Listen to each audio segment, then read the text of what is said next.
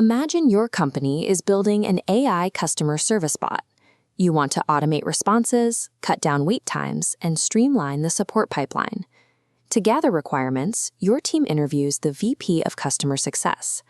Based on that conversation, you optimize the system for the executive metrics that matter to them: resolution time and cost per ticket.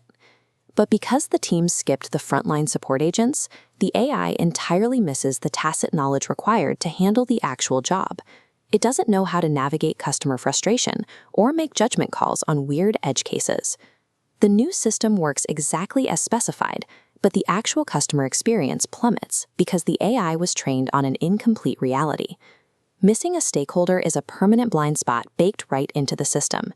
According to a 2024 RAND Corporation study, failing to capture the right perspectives early on is the single most common reason AI initiatives fail to reach production. In Sprint Zero, you get a preliminary list of roles for your project charter. Now you have to take that rough sketch and turn it into a rigorous, prioritized map of organizational influence. By the end of this sprint, you will produce 3 specific deliverables: a formal stakeholder register, a power interest matrix, and a 1-page engagement plan. Traditional IT projects change workflows. AI projects affect professional identities. When you map out stakeholders for an AI integration, you are navigating a highly sensitive, volatile emotional landscape where some see opportunity and others see a direct threat to their livelihood. When you miss a stakeholder, you lose the specific perspective that defines how a machine should handle a process.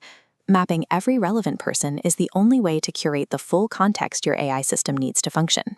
You can feed your project charter into an AI tool and within a few minutes generate a beautifully formatted stakeholder register. Practitioners call this the trap of false completeness.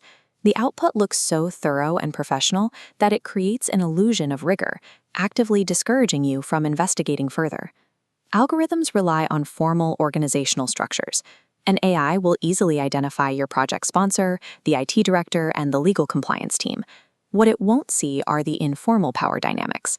It will miss the mid-level engineer who actually drives the company's technology decisions, or the administrative coordinator who controls the CEO's calendar. The best approach is a generate then interrogate workflow.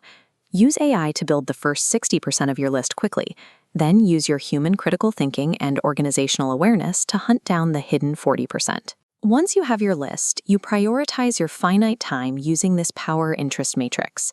It plots a stakeholder's ability to influence the project against their level of concern. The grid assigns distinct strategies based on placement: manage closely for powerful key players, keep satisfied for high-power observers, keep informed for interested end users, and monitor for those with low power and low interest. If you ask an AI to plot this matrix for you, it will rely heavily on corporate role stereotypes. For example, it assumes every CFO micromanages technology initiatives. It completely misses the nuance of a company culture where the CFO actually delegates all tech decisions entirely to the IT department. Frameworks are not truth generators. They exist to force you to state your assumptions about organizational power out loud so your team can debate them. A meticulously categorized list is useless unless you build an engagement plan that dictates exactly what you will do with these people. When you integrate AI, you are explicitly telling parts of the organization that a machine can now handle portions of their daily work. This immediately threatens a worker's sense of autonomy and professional value.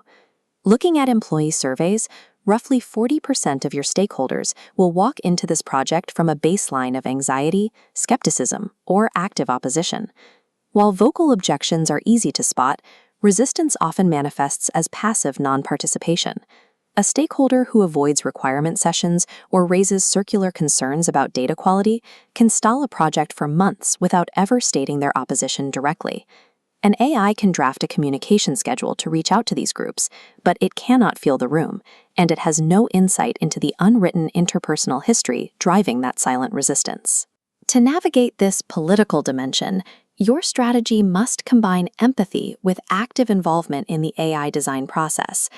Instead of imposing a finished technology onto a skeptical workforce, you invite stakeholders to shape exactly how the AI will integrate into their specific daily workflows. The stakeholder register, matrix, and engagement plan you build this week are the cast list for a complex play. You need an accurate cast list now, because Sprint 2 is the rehearsal. Next week, you will practice drawing out requirements by speaking to AI simulations of the exact people you map today.